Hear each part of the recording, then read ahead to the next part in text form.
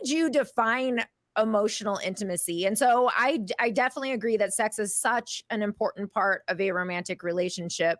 And when you talk about good sex being an important part, I guess even before we go into emotional intimacy, how would you even define good sex? Oh, I love that. So I'm a recovering porn addict for sure. I love, I had no idea. And I just thought it was normal. Right. And so nobody ever taught me about sex. Nobody ever taught me about what the right way to have sex was, what the wrong way to have sex was. And so, I have a sex therapist now, and she's like, well, who taught you and Mallory about these things? And I'm like, and I talked to Mallory about it. She gets uncomfortable a lot. So she'll want to just say, well, that's just not, and that's just experience. And I said, well, that's wonderful. Let's do that. But for me, it's sex is with no pressure. And so as a male that loves sex, I'm like a pressure cooker, right? And so I can be good for a certain amount of time. And so there's this emotional, energetic. So good sex to me is when you forget the moment and you lose track of time. And when you're in it, there's nowhere else in the world that you want to be. And there's nothing that else has to be done. So there's no next step. There's no, you need to do this. I need to come this way. You have to do that. It's just being present and feeling complete when you're done. Not complete because you came, but complete because it filled your soul. And I was able to energetically. So my favorite position is missionary. And when I'm able to be missionary and with my wife, it's not sex, it's making love. So I guess that would be my answer is it would be making love, and it would be creating an energetic aura around each other where there's no judgment of yourself or of your partner. Yeah, I love that response. And I love hearing that response from a male, which is for me, same. And I couldn't have a sexual partner. And I know that now that I could not have a sexual partner who doesn't feel that way, because it is such a game changer when it is an emotional connection that happens during sex. And missionary is my favorite position as well, because of the same thing, that is that connection, the eye contact, the Oh, kissing, all of that that takes place. And that definitely takes us into this next conversation of the emotional intimacy, because I think that, casual sex and hookup culture, and that is that do your thing. Whoever is listening to this, do your thing, and that is totally fine. But that is not everybody's thing, and it doesn't have to be everybody's thing. That's not about passing judgment. That's not what it's about. But for a lot of people, sex just feels like an act versus real intimacy when it's missing the emotional component of it. So with that being said, how would you define emotional intimacy? And how does that come into your relationship? so when you talked about like eye gazing and being able to lose each other in each other's breaths, and I'm a very, physical touch is one of my favorite. And so it sucks to say this, but it's all about yourself when it comes to emotional intimacy. And so we Mallory and I have had very traumatic experiences in life together. And she would just, so for just 6 months ago, when we would go into the bedroom, she would get triggered because she would assume that I needed sex for everything to be okay. And so I had to go through different hormone changes, and I had to change my everything to lower my drive. So I was on testosterone replacement therapy for 3.5 years. I just got off of it about a month ago, completely off. And I did what the doctor told me to do. Anyways, now it's bringing that in. So when I have a grounded energy, when I'm at peace with Jeremiah, and I can go to her and hold space for her, for her to be anybody or anything, that's when we have the most emotional intimacy there is.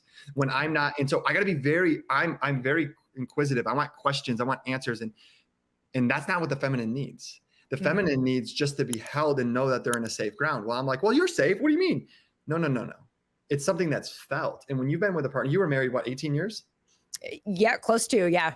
And so when you're with somebody and you're entangled in those trauma responses, and in the way that I showed up home from work and I triggered her, and she expected me because that was the way her dad was, on edge, and her dad saying is perfect good enough. It's like his company slogan, right? And so that's what she was raised with. And so when I come home, I'm the same individual.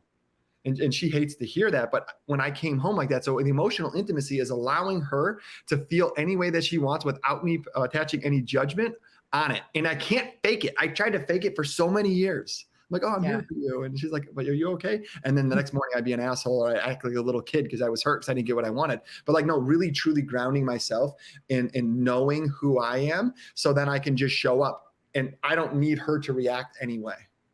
How did that shift your sex life then when you started to tap into that emotional intimacy? Because that would, and I hear that a lot for women, that they do get triggered around bedtime. They get triggered in certain parts of the house or in certain, even sitting next to each other in certain ways, because that is what they assume is it's going to lead to, or their partner is going to pursue.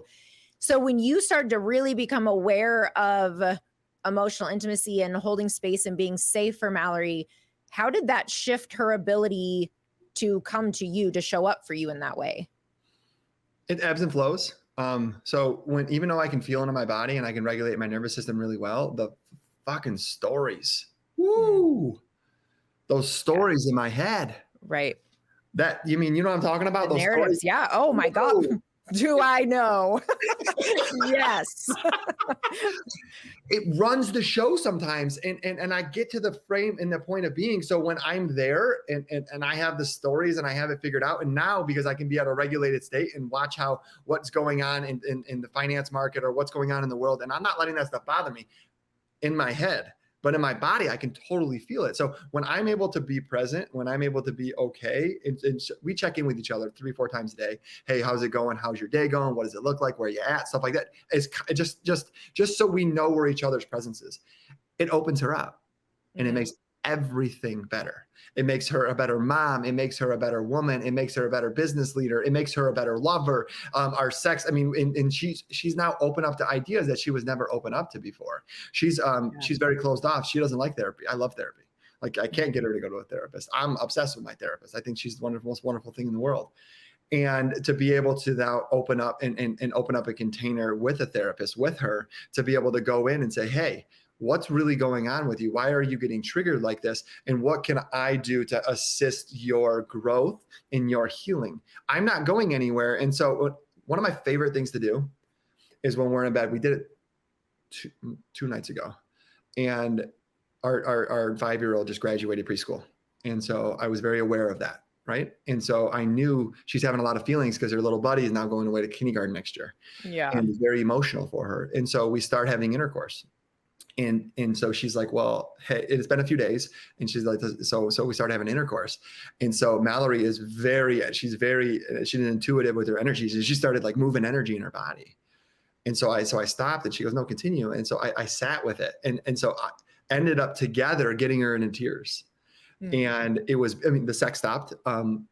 She's like, no, you could finish. And I'm like, babe, this was way better than any sex, because she was able to actually pass that emotion, where an avoidant doesn't want to allow her to experience that.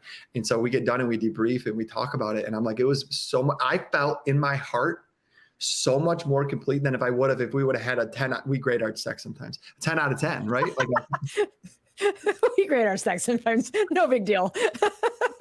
Well, like was that top 5, top 10? What was that? And I was like, that was the top 1 experience, because I was able to see you, and I was able to see your soul, and I was able to really to tap into who you are as an individual, not who you show up as in the world. And that's really the emotional intimacy. I want to know you inside and out. I want to know things about you that nobody that you don't even know about you.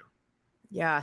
Yeah. And that really is the emotional intimacy, and that deep connection and that closeness is so powerful. And I have found, I was just talking about this on another podcast the other day, that I have found when I can share with my partner these darker sides of me that the world most certainly does not see, most of my closest friends do not see. And when I can be open and honest about that, which takes a long time to get me there, and it's received with safety, and as you're saying, space is held for it, that is a complete game changer in my willingness to show up like that again next time, or my willingness to even show up safe then when he needs it. You know, it creates such a deep level of safety and vulnerability that so many people don't realize. And when they come to me and they talk about their intimacy, and often referring to their physical intimacy, is either strained or hasn't happened in weeks, months, years, that is always where I start, is checking in on that emotional intimacy. Because if you can't hold that space for each other, if you cannot feel like that is a safe, non-judgmental place as you're describing, there is no way you are going to fully connect in physical intimacy, in sexual intimacy. You may have engaged in the act of sex, but that is not what continues to draw a lot of us back. That's not, what keeps the spark alive in a relationship.